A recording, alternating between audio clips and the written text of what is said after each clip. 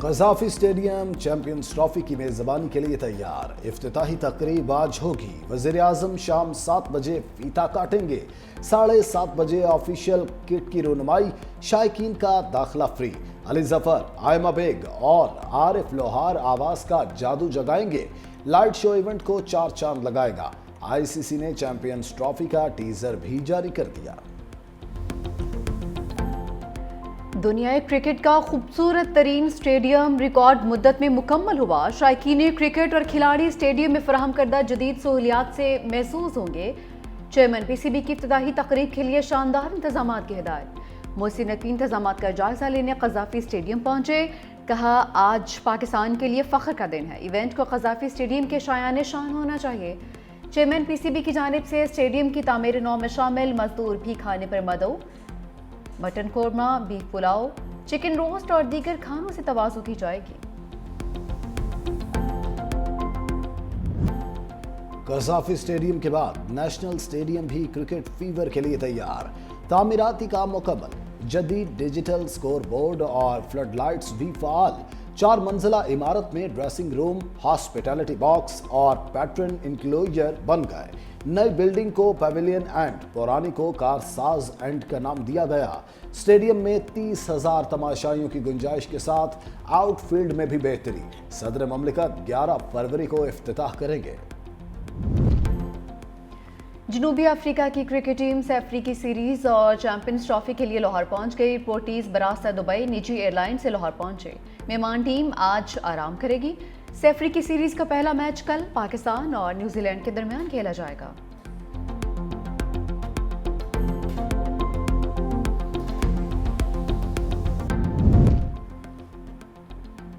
صدر مملکت آصف علی زرداری کی نویں ایشین ونٹر گیمز کی افتتاحی تقریب میں شرکت۔ چینی ہم منصب شی جن پنگ نے استقبال کیا۔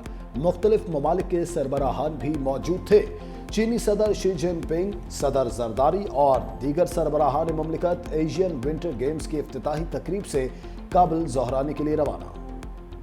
مذہب کو اپنے آپ کو تقسیم کرنے کے بجائے ہم سب کو متحد کرنے کے لیے، ایک اتحاد پیدا کرنے کے لیے سیاستدانوں کو مذہب کو اس لحاظ سے دیکھنا چاہیے۔ تو میرا جو بھی کافی ملاقاتیں ہوئے ہیں یہاں، جہاں سٹنگ اور سابق ممبران پارلیمان جو امریکہ کے ہیں وہ اس ایسوسی ایشن سے تعلق بھی رکھتے ہیں۔ میں بھی بہت عرصے سے ان سے جانتا ہوں، تو یہاں ہوں اس لیے کہ میں یہاں ہوں تو میں ان سے ملا ہوں، مگر ایسے تو میں کوئی فارن پالیسی کے لحاظ سے کوئی ایسا اس دورہ پہ نہیں ہوں۔ سیاستدانوں کو مذہب اتحاد کے لیے استعمال کرنا چاہیے۔ امریکہ کسی آفیشل کی حیثیت سے نہیں آیا۔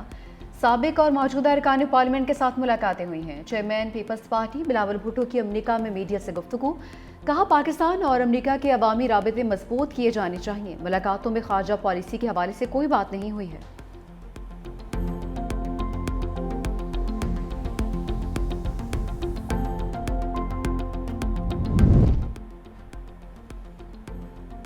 امریکہ کو اپنے خلاف فیصلے پسند نہیں آئے، عالمی عدالت پر پابندیاں لگا دیں۔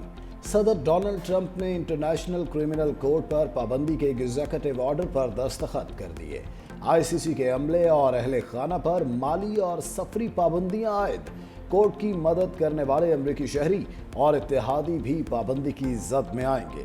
ICC پر پابندیاں اسرائیل اور امریکہ کے خلاف عدالتی فیصلوں پر لگائی گئی ہیں۔ جہاں جو ہے وہ آئینی حق ہے کسی بھی پولیٹیکل پارٹی کا۔ افسوس کی بات ہے، ہم نے لاہور میں مینار پاکستان میں بھی جلسہ کرنا تھا، جس کی حکومت نے اجازت نہیں دی۔ ایک طرف حکومت جو دعوے کرتی ہے کہ خیبر پختونخوا کے اندر امن و امان کی صورتحال خراب ہے، کل جو انہوں نے موقف اختیار کیا وہ انہوں نے کہا کہ جی سیکورٹی کے حالات ٹھیک نہیں ہیں۔ تو اس کا مطلب ہے کہ خیبر پختونخوا میں ثابت ہو گیا کہ امن و امان کی صورتحال بہتر ہے۔ صوابی کے اندر بہت بڑا جلسہ ہوگا اور اس کی جو قیادت ہے وہ جنید اکبر اور علی امین گنڈا پور صاحب کریں گے۔ صوابی میں بڑا جلسہ ہوگا، قیادت جنید اکبر اور گنڈا پور کریں گے۔ رہنما تحریک انصاف شوکت یوسف زئی کی 365 نیوز کی morning show rise and shine میں گفتگو، کہا مینار پاکستان میں جلسہ کرنے کی اجازت نہیں دی گئی ہے۔ حکومت نے ثابت کر دیا لاہور میں امن و امان کی صورتحال ٹھیک نہیں۔ تحریک انصاف 8 فروری کو ہر صورت یوم سیاہ منائے گی۔ بانی نے خط میں اپنے لیے کوئی چیز نہیں مانگی۔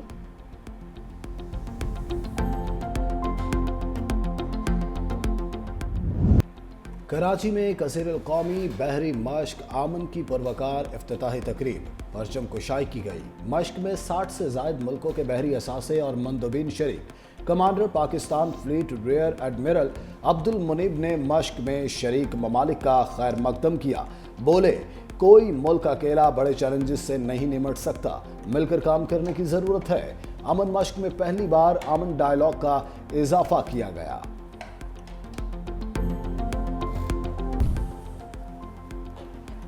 پنجاب اسمبلی میں پہلی ایشیا اور South East Asia regional CPA کا کانفرنس۔ سری لنکا، مالدیو، برطانیہ، زمبیا، ملیشیا اور پاکستان سمیت 20 اسمبلیوں کے 100 سے زائد نمائندے شریک۔ وفود کی آمد کا سلسلہ جاری، اپوزیشن نے CPA کانفرنس کا بائیکاٹ کر دیا۔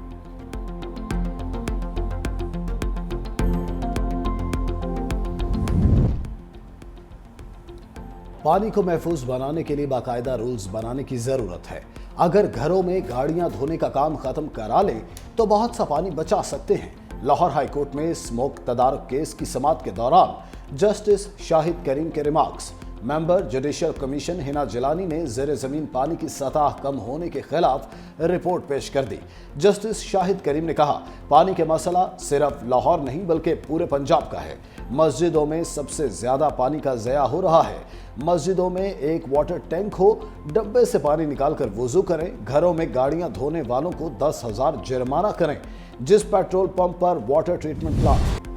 سندھ حکومت کا بڑھتے ٹریفک حادثات پر ایکشن۔ سڑکوں کی حفاظت کے قوانین پر عمل درآمد کے لیے روڈ چیکنگ کمیٹی تشکیل دے دی۔ گاڑیوں کی رجسٹریشن بک، روٹ پرمٹ، فٹنس سرٹیفکیٹ اور ڈرائیونگ لائسنس کی جانچ پڑتال ہوگی۔ اوور لوڈنگ، اوور سپیڈنگ اور دیگر ٹریفک خلاف ورزیوں کی روک تھام کے لیے کمیٹی مخصوص سڑکوں پر چیکنگ کرے گی۔ شجیل انعام ایمن بولے، انسانی زندگیوں کو خطرے میں ڈالنے والی کسی بھی خلاف ورزی کو برداشت نہیں کریں گے۔ اقدامات کا مقصد ٹریفک کے خلاف ورزیوں سے مؤثر طریقے سے نمٹ کر سڑکوں کو زیادہ محفوظ بنانا ہے۔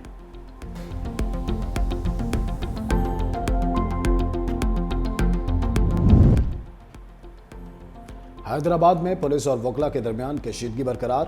SSP حیدرآباد کو نہ ہٹانے پر وکلا کا آج بھی نیشنل ہائی وے پر دھرنا۔ گاڑیوں کی قطاریں، مسافر شدید پریشان۔ کراچی بار ایسوسی ایشن کی بھی ہڑتال۔ اوباڑوں میں بھی وکلا کا احتجاج، قومی شاہراہ پر دھرنے۔ پرنس کریم آغا خان کے لیے دعائیہ تقریب کل لندن میں ہوگی۔ وفاقی حکومت کا بھی کل یوم سوگ کا اعلان۔ ملک بھر میں قومی پرچم سرے نگوں رہے گا۔ وزیر اعظم شہباز شریف کا پرنس رحیم آغا خان سے ٹیلی فونک رابطہ۔ والد کی وفات پر افسوس کا اظہار کیا۔ کہا، پرنس کریم آغا خان پاکستان کے سچے دوست تھے۔ ان کی تعلیم، صحت اور انسانیت کے لیے کاوشوں کو ہمیشہ یاد رکھا جائے گا۔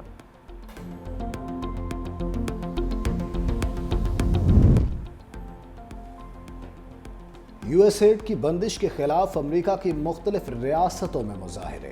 Philadelphia, California, Michigan, Texas, Wisconsin اور انڈیانا سمیت دیگر ریاستوں میں لوگ سڑکوں پر نکل آئے۔ صدر ٹرمپ کی پالیسیوں کے خلاف ریلی نکالی۔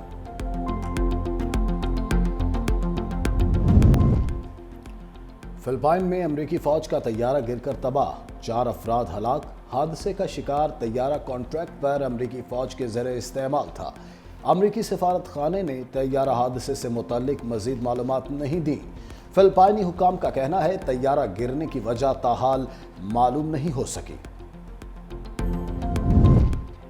فیفا نے پاکستان فٹ بال فیڈریشن کو معطل کر دیا۔ فیفا کا کہنا ہے کہ پاکستان فٹ بال فیڈریشن فیفا قوانین کے مطابق آئین سازی میں ناکام رہی۔ جب تک قواعد کے مطابق آئین سازی نہیں ہوتی ہے، معطلی برقرار رہے گی۔